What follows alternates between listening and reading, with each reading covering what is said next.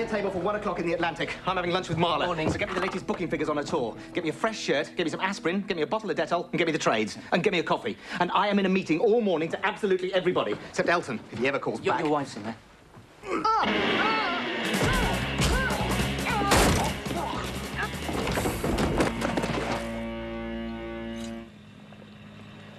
Now look what I'm stuck with. Marla, a few words for the viewers tonight.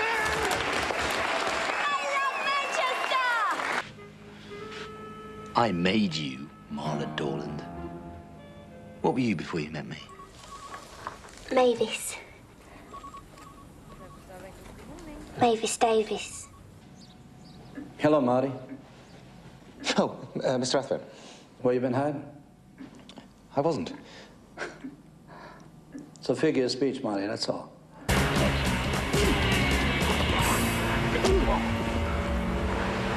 Mr. Rathbone is losing his patience.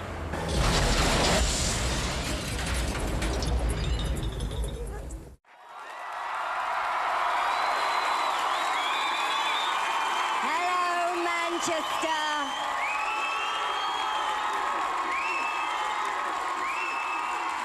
Let's do it!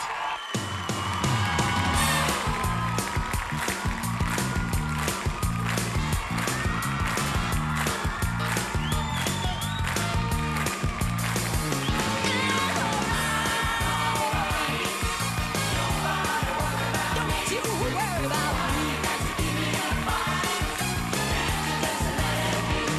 Who do you want? Who you gonna be tonight? Who is it really? Making up your mind. You gotta listen to the man. Pay attention to the magistrate. Hey, and when I got you in the mood, it's everybody's game. Got to catch you later. Yes, yes. Give it up and get you a job. I'm alright. Nobody worry about me. Why you got to give me a fight? Can't you just let it be? I'm alright. Yeah. Nobody worry about me. Don't you worry about me. Got to give me a fight. Why don't you just let it be? I'm alright.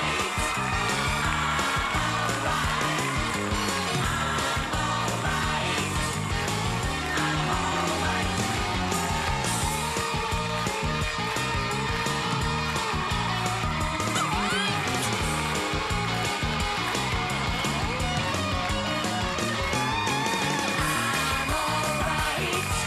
Nobody worry about me. Why you got to give me a fight? Can't you just let it be? I'm alright. Yeah. Nobody's business. Got to give me a fight. Why don't you just let it be?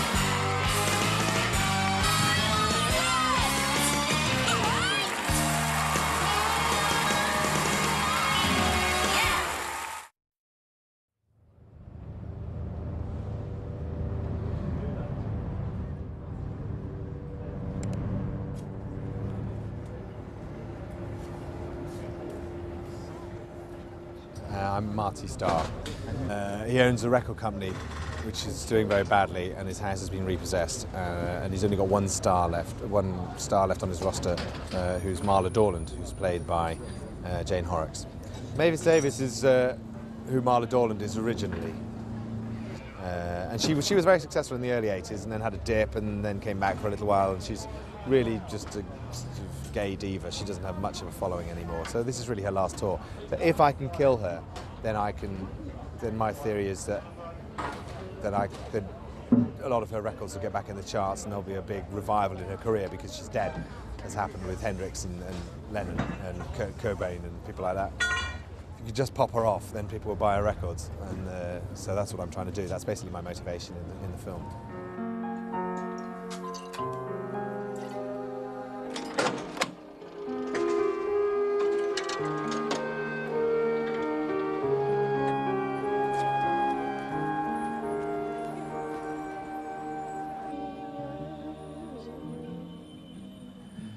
said, what? Oh, well, it's true. You were the greatest. Well, you are the greatest. But then you're not really dead, are you? When the hits stopped coming, what did you do? You run crying to your agent? You blame the selfless strivers at your record label? No, sirree. You did the decent thing, didn't you? You checked yourself out. Bam! Dead at 42. Leaving a legacy that's still lovely to learn today. Tribute albums, memorabilia, more tribute albums. Lisa Marie. It's perfect. It's a marketing coup to die for. And you did. God, you're an honest-to-goodness Southern gentleman, Elvis, Aaron. Here's to you. And look what I'm stuck with.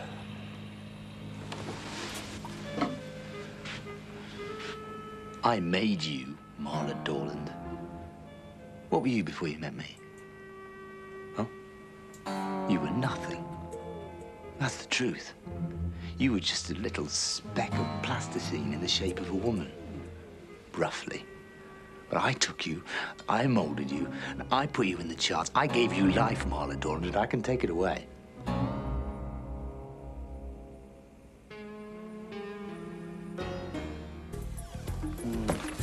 Sure, I'll tell you something. If Marla Dorland died tomorrow, we'd be laughing. What? Well, I mean, look at this. Cobain, Lennon, Elvis, there's Hendrix, look, all died prematurely and all their record sales rocketed. Really? It's tailor-made for me. He's nasty, secretive, jealous. He's prone to all 7 deadly sins. He's lustful. He's a loner. He's spiteful, unpleasant, and very, very sexy. As soon as this album's out, it'll be back to the good old days. I swear. You think so? I know so. But are people going to go for this new material? I mean, I'm going to be old soon. Not necessarily. What do you mean? Well, age is just a state of mind. But a tour. I mean, are we going to be all right? No, we're not going to be all right. We're going to be fantastic. You remember Aberdeen in '84? 14 encores you had. Shut up. 14 encores you had, off an audience of oil riggers, for Christ's sake. You had them fighting for tickets in those days, literally. I did, didn't I? And you will again. I know what you're capable of. If I remember correctly, it was Aberdeen, '84, that we found out what you were capable of. I don't remember that.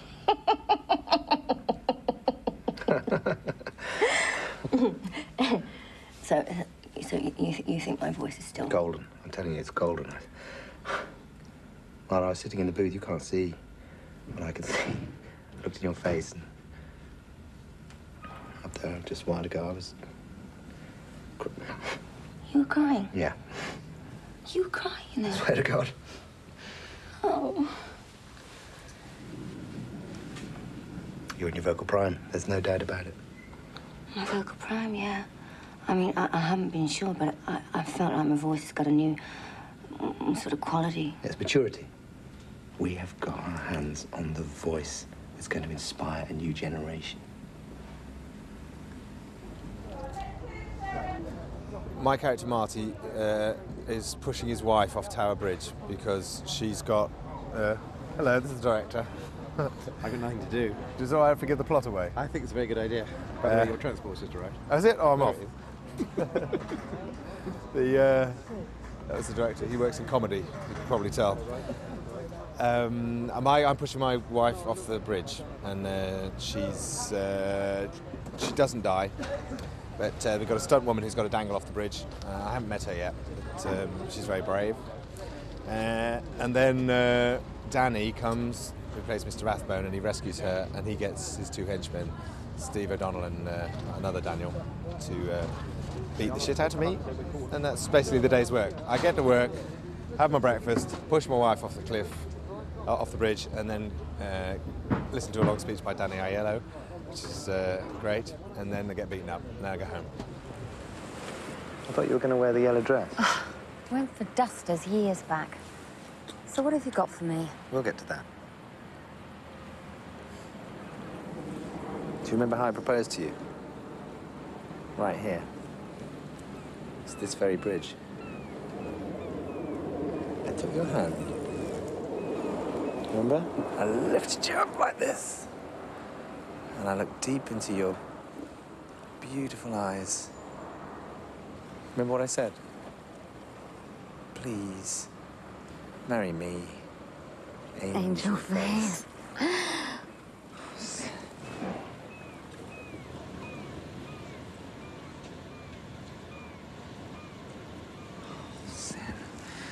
Where did we go wrong? Well, whatever it was, it's behind us now. Sin, I need that award. And I need my money. And you'll get it. Come on. No. You don't mean that. Yeah, I do. Where is it, you ugly cow?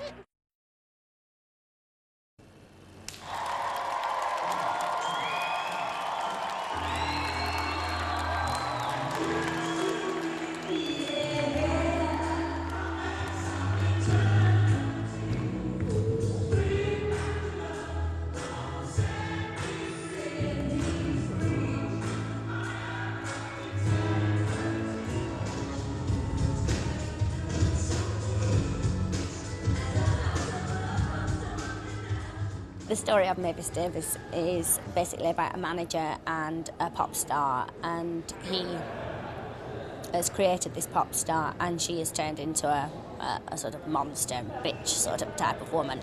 And he's broke, and he needs to find money quickly, and he thinks that he'd probably be able to find money quickly if he bumped Mavis Davis off. I owe you all an apology. There has been a problem with this recording session. It hasn't been your fault. This has been the problem. This chiseler, this anti-artist. This man, and I use the term loosely, is excluded from this studio whilst I am recording. Either you leave or I do.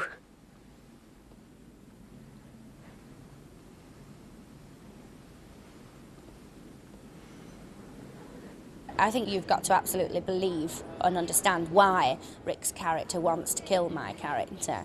And you do. I mean, she is a monster, and she's like a lot of pop stars are. That you know, incredibly demanding and obnoxious and ruthless. Non-stop.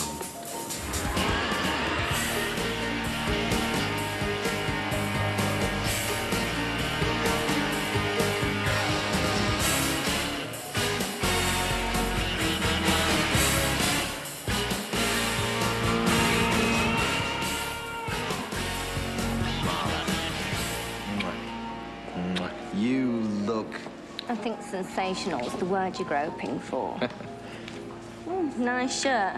I think how Rik's playing it, you will totally sympathise with his character and understand why. And she's a different person altogether when she's on stage. She's Miss Lovely on stage, you know, she just turns it on for the punters. And when she's off, then she's vile. So, but I do enjoy playing that because I sort of find that quite difficult to do in real life. So it's quite nice to be able to act being a horror.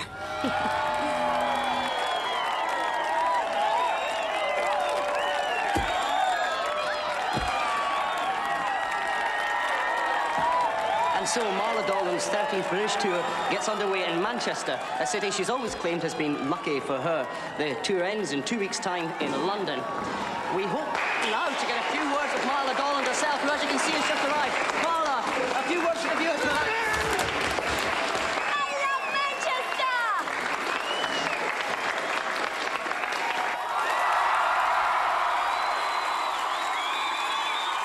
Hello, Manchester.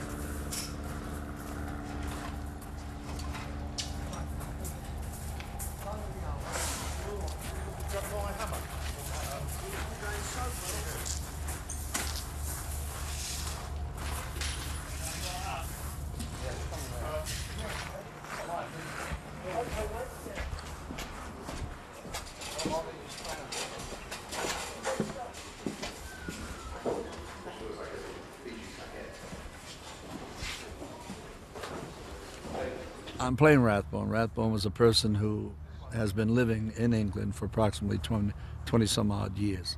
It's my home. It's the mansion that he himself possesses along with his family, his wife and child, and he paid for it. God knows where he got the money to do so, but he is obviously a success. I guess it couldn't have been too woeful because he's not in jail. He's not incarcerated, so I guess he's done some legitimate things, but I also feel that he might have been helped along to this point because of his early activities in life, which might have been unlawful. But never with drugs. This man is one who puts down drugs, might have been stealing in real estate, opening up safes, robbing banks without guns, or something. Hello, Marty. Oh, Mr. Rathbone. Where you been hiding? I wasn't. It's a figure of speech, Marty, that's all. Sorry. How you been? Busy? Yeah, very, very. Good. Stay there, I'll be right down. You can tell me all about it. Right. Thanks so much. The scene I was shooting this afternoon is a scene, oh God, it's so difficult to... It's the beginning of a scene where I am explaining to the man Marty, who is played by Rik Mayall, that I expect a conclusion to an arrangement that he and I had. And the arrangement is very simply that he is going to make my son a rock star as big as George Michael within a year. Now, I think that's possible. I have no idea, but he said it to me. It's my agent. He's in the van. No, to hell with him. So what it is that I'm here to clean that up and to ask why he hasn't progressed as quickly as I would hope. And he's being threatened at this moment. I summoned him to my home. He didn't come on his own, so I sent a couple of my friends to get him. He has dedicated his entire life to his son and would do anything for his son. Who's got the biggest badge on? If you wanna form a band. How's it going, Jeff? Jeff here gave up mixing for the Stones to come to us. Whoa. Isn't that right, Jeff? So, what do you think of all this? Oh, yeah. I have to tell you, I've honestly, in all my experience, never, ever seen such raw talent. Did you hear that, Jeff? Raw talent, he says. So what I'm wondering is, with all this raw talent and this raw material, where's my finished product? If you lived in London, yeah.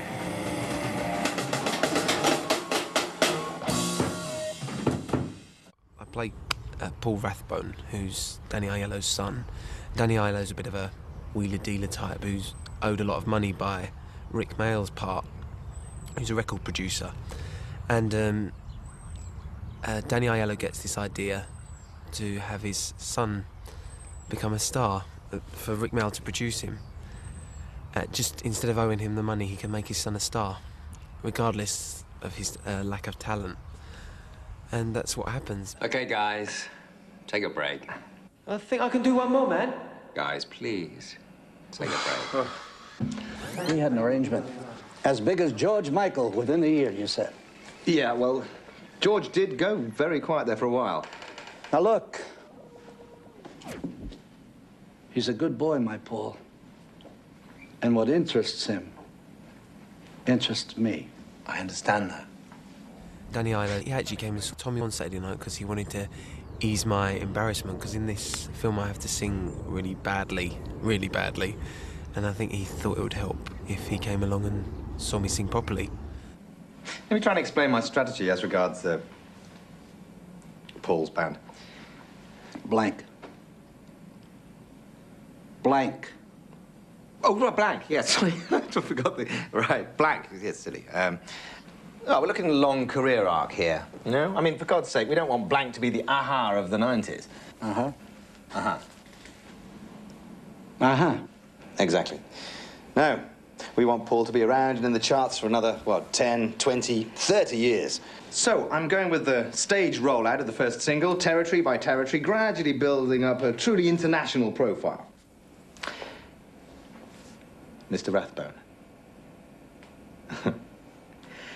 It gives me the greatest pleasure to be able to tell you that as we speak, your son, Paul, is probably the biggest selling recording artiste in Belize. Belize? That's right. Blank has broken in Belize, and broken big. Are we talking about the country in Central America whose major economic activity is the export of bananas? I believe so. The former British Honduras, independent since 1981, with an area of 8,867 square miles and a population of 214,000. Uh-huh. Well, it's a start. But frankly, for the kind of money you're into me for, I think it's time you got me a result in England. America will be cool too.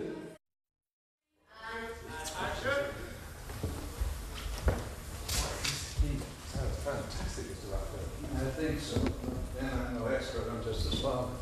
Give me Wagner any day. A little bit of Lloyd Webber every now and again, not too much.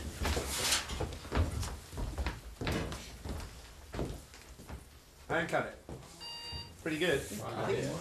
So it's a surprise to hear the man talk in detail about things that ordinary people wouldn't know. So he made him different than any other character that I had played before. Therefore, very interesting, quirky, opposites. And I said, yes, I'll do it. Seagull in the engine. Mark, 202, take 5.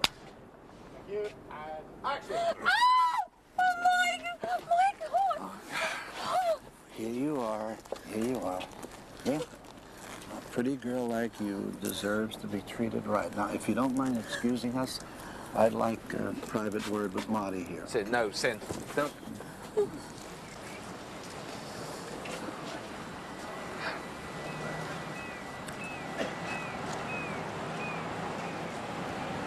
You know something, Marty? Last night I worked out that I have now spent more of my life here in England than Brooklyn. You know what I'm saying? Oh, yeah. So I think about that, and I say, hell yes. England is a fine country. England has given the world great men, men with balls. Francis Drake, Winston Churchill, Margaret Thatcher. And then I start thinking about the Englishmen I meet every day, the ones I do business with, you know, like, for example, you.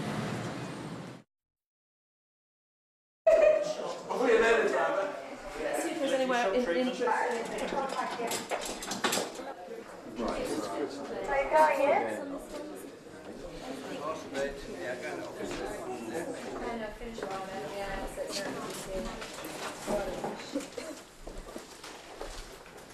Do you need to come back, track back a tiny bit to your left, do you think, at the same time? This scene we're doing today is a scene where Rik Mayall's character has been beaten up and he finds himself in bed and is visited by an assassin that he has hired already in the picture, and discovers at this moment that the assassin has actually got another contract which is on him. So that's what we do today. It involves 2 men and a coconut.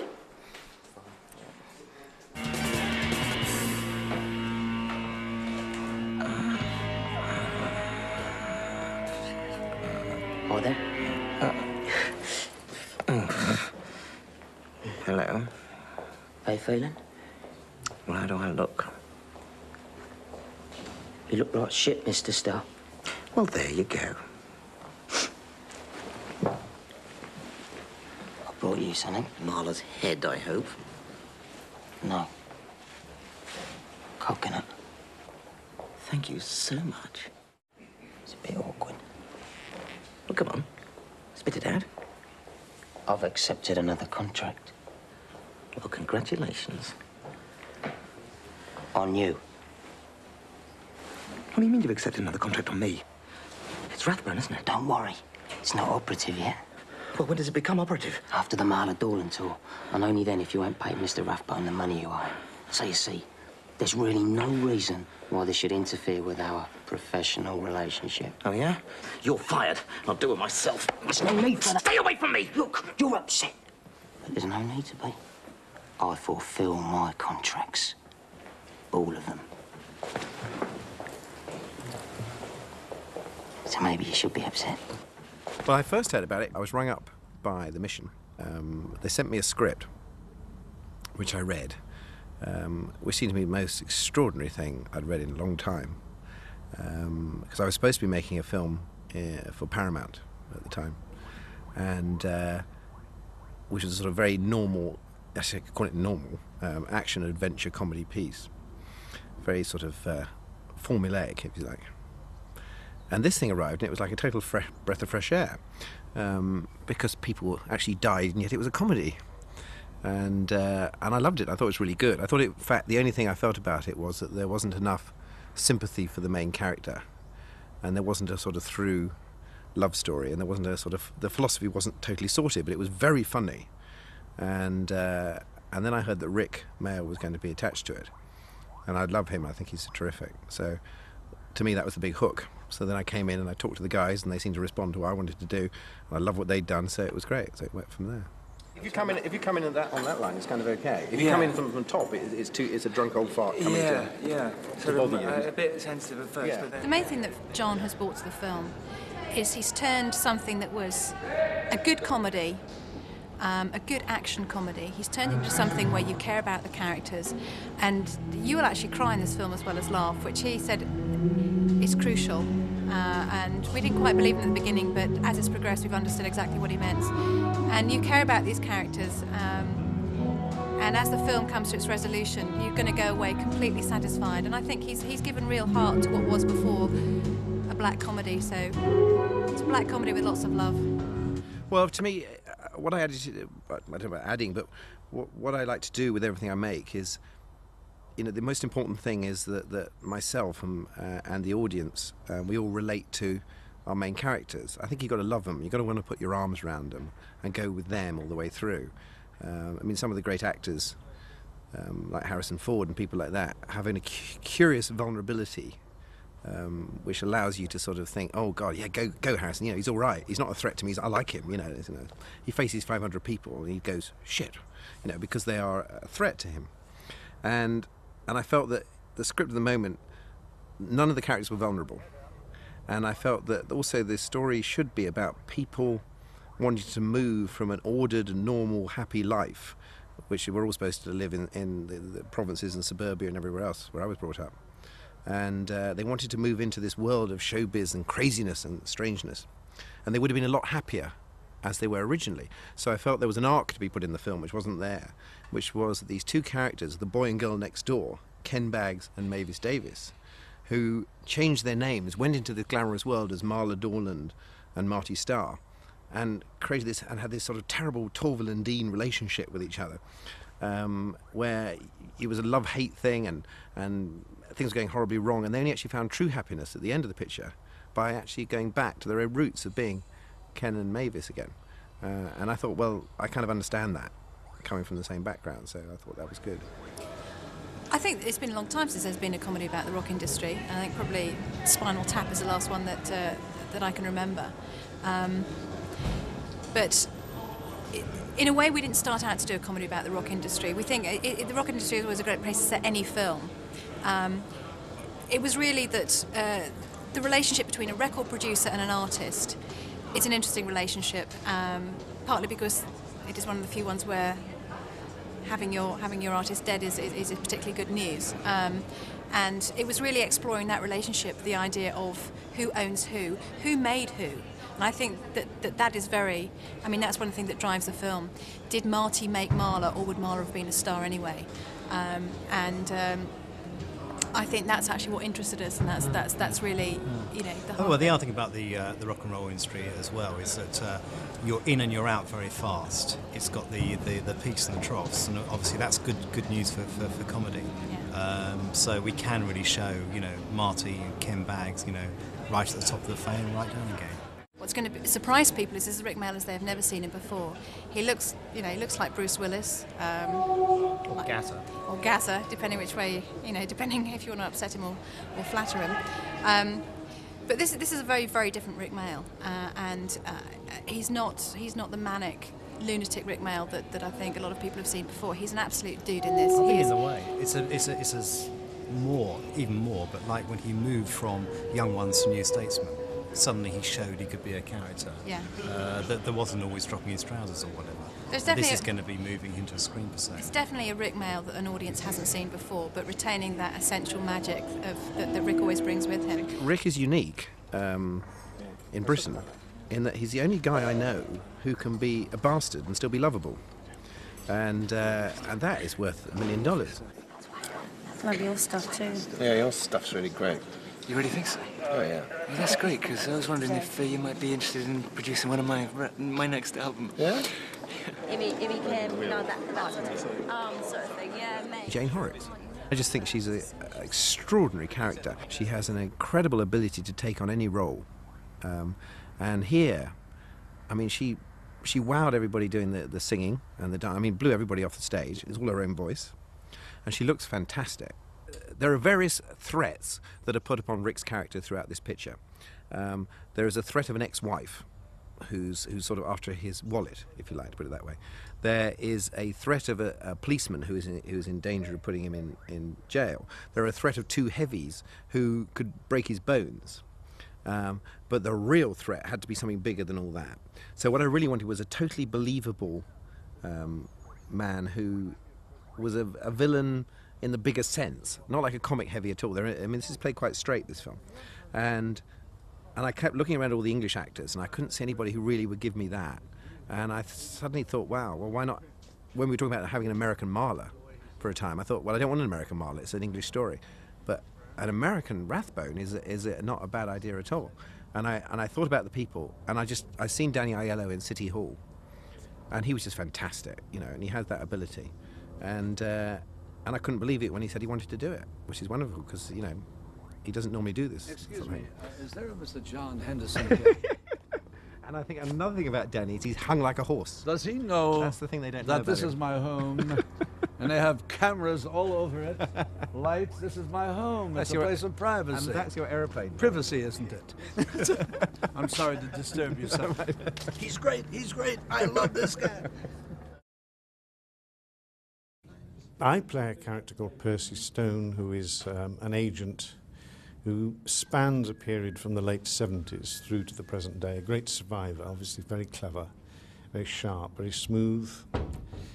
He's not gone through the same problems as Marty. He's put himself about a bit. He has many clients in different fields. But he's always been a great supporter of Marla, and his intention in the film is to re-galvanise her career, and he's very much in rivalry with Marty. Very good, Marla. Percy, nice to see you. I didn't know you were coming. Just the way I like to catch them. I'm an agent. Uh-oh. Yeah. So, Marty. Sorry, go ahead. No, after you. No, you first. Come along, go ahead. Come on, Marty. I'm here. Percy, you talk. Marty, you listen. Well, I was just going to apologise for being a little late. Oh, don't be silly. Not at all. No, well, we had this meeting over at Cocoon Records, Good meeting? Depends on your point of view. Look, straight up, no messing about. They want Marla. They think, they know that they can get their sales moving again. Yeah, but Marla's with me. Is she?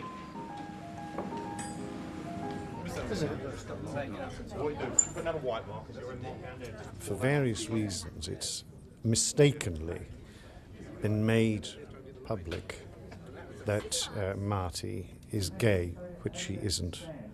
And that scene was simply about them saying it's okay, you can come to terms with it. If I say more than that, it'll spoil the plot. Ready, and action. Marty! Sorry, I better start again. Sorry. Do you want to wait, us to wait till you do I got to tell you what I got to do. I got to press this. I got to come here. I got to think few. Then I got to hear you. I got to go. Oh fuck! And then I got to smile and turn. Here we go then. What's to do this short? Ready? And action. Marty! Okay, now I know what you must be thinking. Oh, Marty, you should have said something. I could have helped you through it. I've been out since '82. Well, thanks, Percy, but look, you've got it all wrong. I want you to know that I understand. Yeah, but you don't. Oh, yes, I do. I've always had a big gay following, so I suppose it stands to reason. Marla. And the fact that you've had to suppress your true nature for so long goes some of the way towards explaining your little personality problems. I can see we're going to have a nice, long chat soon. Right. Whatever. Marla. Marla. You know I'm not gay. On what evidence? Aberdeen, 84. As I remember it, I'd say that was pretty inconclusive. Bye. He's one of several catalysts, one of several pressures of things that are moving in on Marty that cause him to, as it were, explode.